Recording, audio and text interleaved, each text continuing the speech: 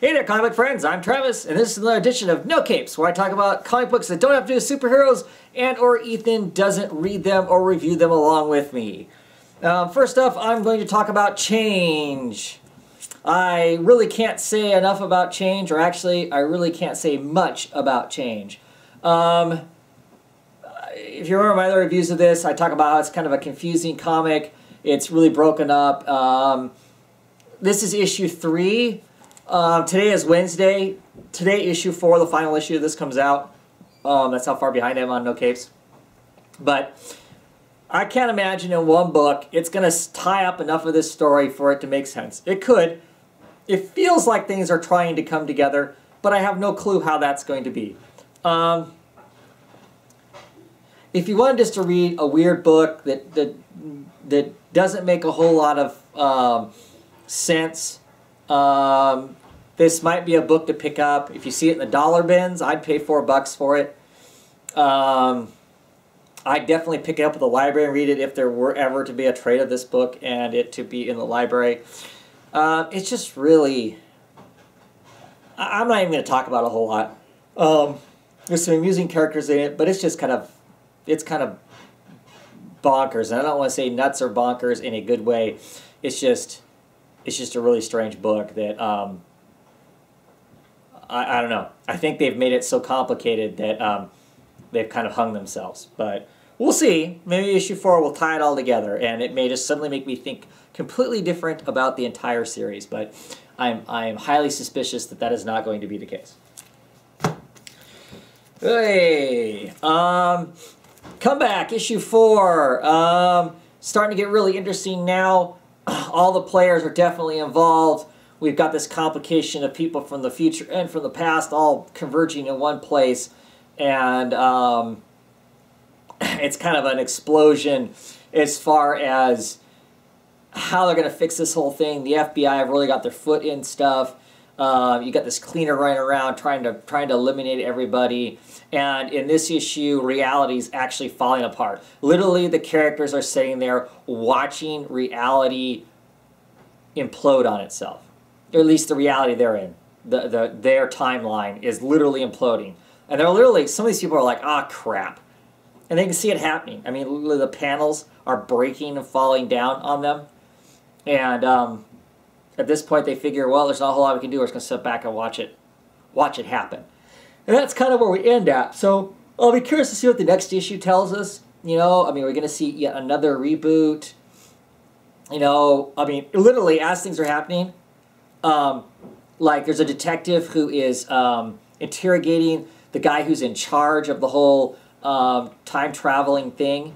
And in the middle of his interrogation, he literally winks out of existence and another person's put in his place. So it's interesting. It's really interesting. It's getting far more interesting than what I originally thought it was going to be. It seemed relatively straightforward to start out with, but you know how time is. Things can get complicated. So it's actually a pretty cool book.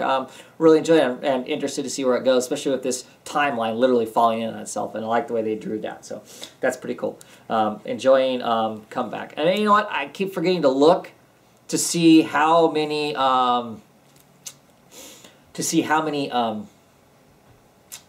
issues this is actually going to be, because I know it's not an ongoing, but I don't know when it's going to end at.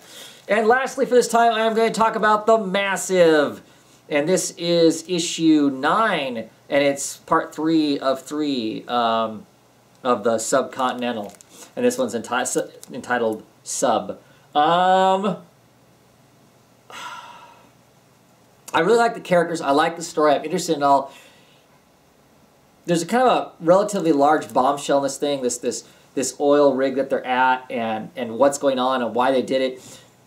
All this build-up and intrigue and just like, oh my gosh, about it and about the whole, you know, Mary kind of seeming like suddenly she's mutinied and stuff like that. And then, within a few brief moments, we're exposed to what's underneath the oil rig, and we briefly after the fact find out why they were blowing up and shutting down all of the telecommunications. And I don't know. Like I said, I'm enjoying the book. I like the characters. But in this issue, I don't know, it seemed to tie up really fast.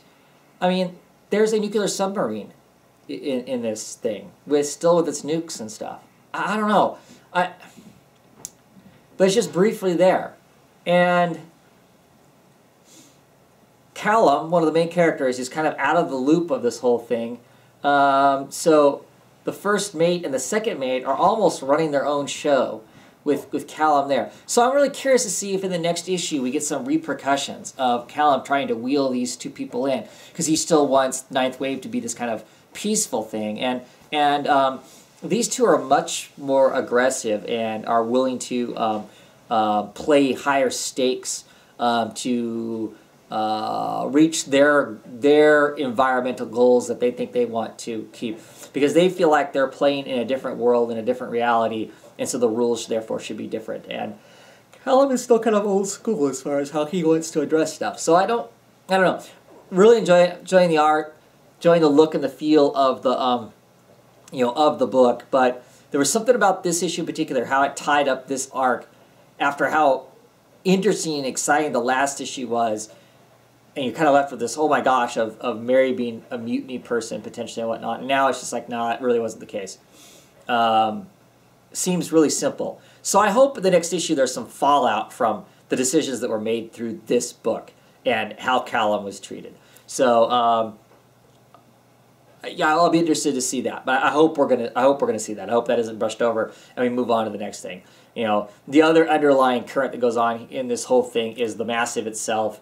The beacon that was tracking it down. There was a guy who cracked part of the beacon code and basically left the person who retrieved the information, left them with the idea that maybe it's not such a good idea to expose this stuff or to show what's really happening, that no good will come of it. So really curious to see where that goes and stuff. So, all right, that's the Massive number 9.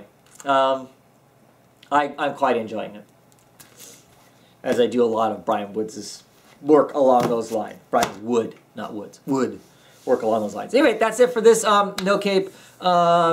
Keep it short, keep it simple. Read some No Cape books. I got a bunch more I'm going to be reading, and I'll be talking about hopefully by the weekend. Anyway, thanks for watching, everybody. Bye.